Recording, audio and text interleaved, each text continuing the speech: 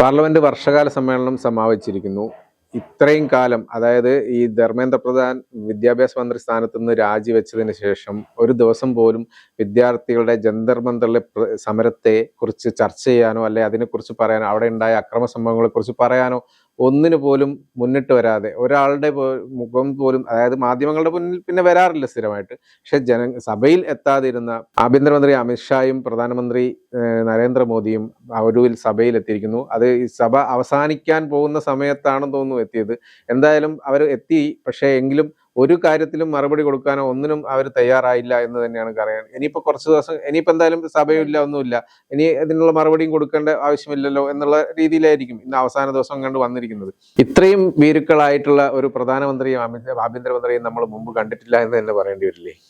അല്ല, ഇത്രയും ഭീരുക്കളായ ഒരു പ്രധാനമന്ത്രിയും ആഭ്യന്തരമന്ത്രിയും കണ്ടിട്ടില്ല എന്ന് പറയുന്നതിനപ്പുറത്തേക്ക് ഈ ഒരു വരവ്, അല്ലെങ്കിൽ അവസാന ദിവസത്തിലെ വരവ് ഒരു നാണംകെട്ട വരവായി പോയി.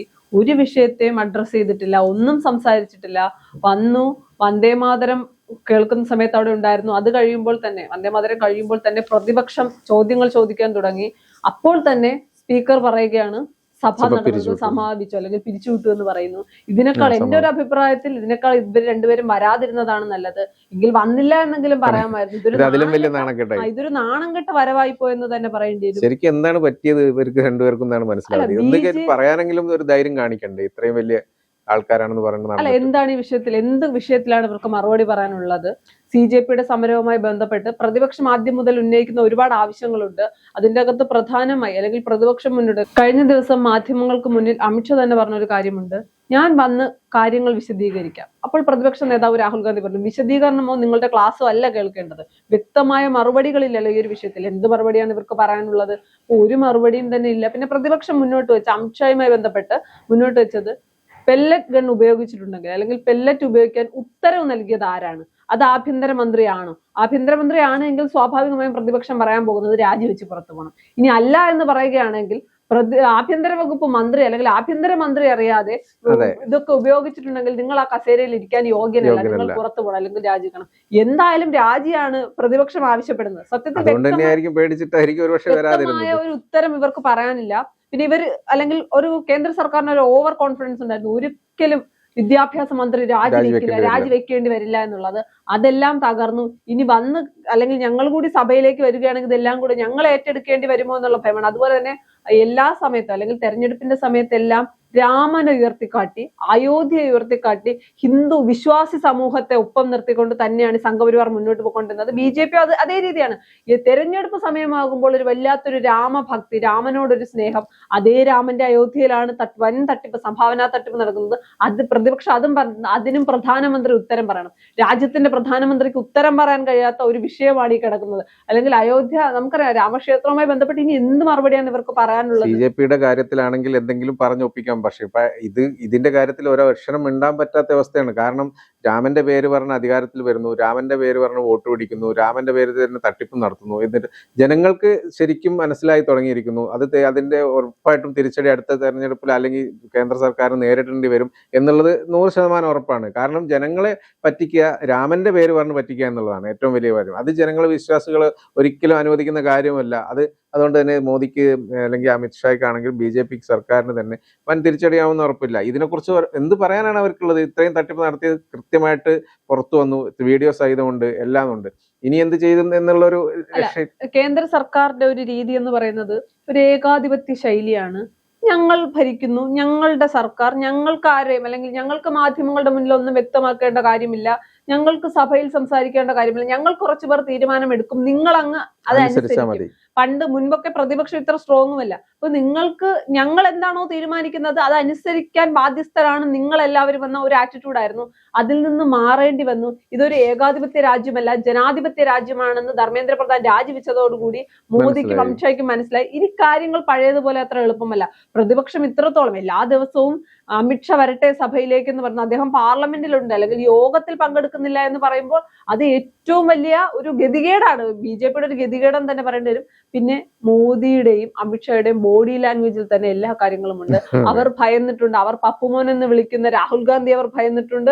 അതിനപ്പുറത്തേക്ക് ഇവരെ ഒന്നും ചെയ്യാൻ ഇന്ത്യ സഖ്യത്തിന് കഴിയില്ല എന്ന് പറഞ്ഞെടുത്ത് നിന്ന് അതൊക്കെ തെറ്റായിരുന്നു, അല്ലെങ്കിൽ അതൊക്കെ വെറും ധാരണകളായിരുന്നു എന്ന് അവർക്ക് മനസ്സിലായിട്ടുണ്ട്. അവസാന ഘട്ടത്തിൽ അമിത്ഷാ പറയുന്നുണ്ട് ചർച്ച ചെയ്യാന്ന് പറഞ്ഞു. ഒരു 3 ദിവസം കണ്ട് പറഞ്ഞു ചർച്ച ചെയ്യാം. എന്നിട്ട് ഒരു ദിവസം വന്നില്ലല്ലോ.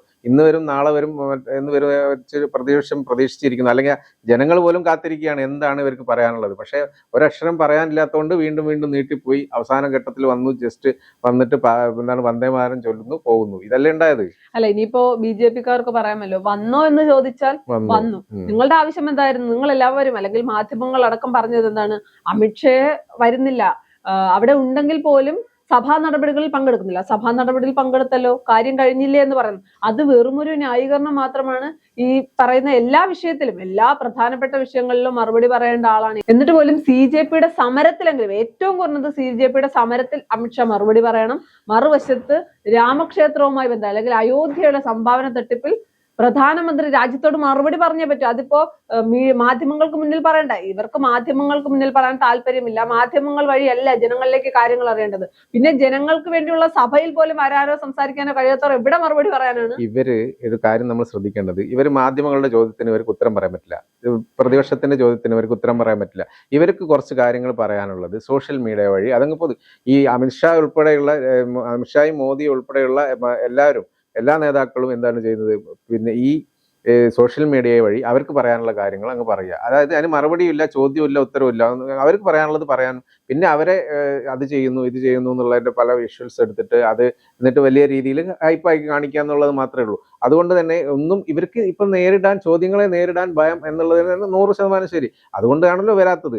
കാരണം ഇങ്ങനെയുള്ള ഒരു സോഷ്യൽ മീഡിയയുടെ തട്ടിപ്പ്, സോഷ്യൽ മീഡിയ വഴി ഹൈപ്പ് ഉണ്ടാക്കുന്ന തട്ടിപ്പ് ജനങ്ങൾക്ക് മനസ്സിലായി തുടങ്ങിയെന്നവർക്ക് മനസ്സിലായി. അതിന്റെ കാരണമാണ് ഇത്രയും ജനങ്ങളുടെ ഒരു സമരം ഇവിടെ ഡൽഹിയിൽ നടക്കാനും എല്ലാ കാര്യത്തിനും ഉണ്ടായതെന്ന് തന്നെ നമുക്ക് പറയാം. അപ്പൊ അങ്ങനെ ഇരിക്കുന്ന രീതിയിൽ ഇപ്പോ ഈ ഒരു സോഷ്യൽ മീഡിയ തട്ടിപ്പ് ഇനിയും കൊണ്ടുപോകാൻ പറ്റില്ല എന്ന് ഇവർക്ക് രണ്ടുപേർക്കും മനസ്സിലായിട്ടുണ്ട്. കാരണം ഇനിയിപ്പം സഭയിൽ എത്തിക്കഴിഞ്ഞാൽ നേരിട്ട് ജനങ്ങളെ നേരിടണം, നേരിട്ട് നേതാക്കളെ അല്ലെങ്കിൽ പ്രതിപക്ഷത്തെ നേരിടണം.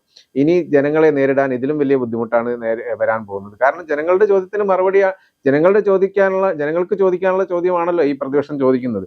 അപ്പൊ അതിന് മറുപടി പറയാൻ പറ്റാത്തവർ ഇനി എന്ത് ചെയ്യും? ഇനി ഇവർ സോഷ്യൽ മീഡിയയിൽ ഇവർക്ക് പറയാനുള്ളത് കുറച്ച് പറയുക എന്നല്ലാതെ ഇനി എന്തെങ്കിലും പറയാൻ ചിലപ്പോൾ കൊണ്ടുവരുമായിരിക്കും. സാധാരണഗതിയിൽ നമ്മൾ BJP സർക്കാരിനെ എടുക്കുമ്പോൾ, നരേന്ദ്രമോദിയൊക്കെ എടുക്കുമ്പോൾ ഇതിനു മുൻപ് പല വിഷയങ്ങളിലും ഇവർ പ്രതിരോധത്തിലായിട്ടുണ്ട്.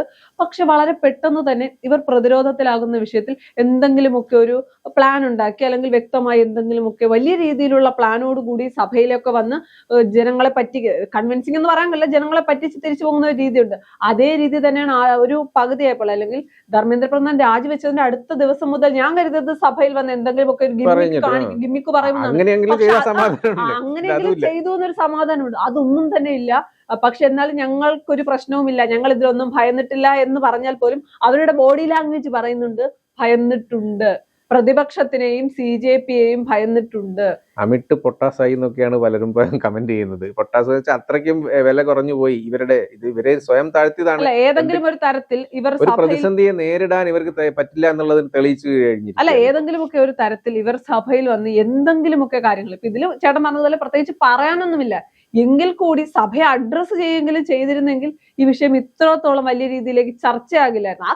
എന്താണോ പറയുന്നത് അതിന്റെ ഒരു ചർച്ച മാത്രമുണ്ട്. ഇതിപ്പോ ഇവർ തെറ്റ് ചെയ്തത് കൊണ്ടാണ് ഇവർ സഭയിലേക്ക് വരാത്തത്. ഇവർക്ക് മാധ്യമങ്ങളെ അഡ്രസ്സ് ചെയ്യുന്നില്ല, സഭയിൽ വരാൻ ഭയം, സഭയെ അഡ്രസ്സ് ചെയ്യുന്നില്ല, ജനങ്ങളെ അഡ്രസ്സ് ചെയ്യുന്നില്ല എന്ന രീതിയിലേക്ക് കൊണ്ടെത്തിച്ചിട്ടുണ്ട്. ഇതിപ്പോ BJP-യിലെ തന്നെ ആളുകൾക്ക്, മന്ത്രിമാർക്കടക്കം ന്യായീകരിക്കാൻ പറ്റാത്ത, എങ്ങനെയെങ്കിലും അമിത്ഷാ ഒന്ന് വന്നാൽ മതി എന്ന രീതിയിലേക്ക് എത്തുന്നുണ്ട്. അത് പ്രതിപക്ഷത്തിന്റെ രാഷ്ട്രീയമായി നല്ല രീതിയിൽ ഗുണം ചെയ്തിട്ടുണ്ട്. പ്രതിപക്ഷം കുറച്ചുകൂടി സ്ട്രോങ് ആവാൻ BJP ഒരു അവസരം കൂടി നൽകിയെന്ന് തന്നെ പറയേണ്ടി വരും.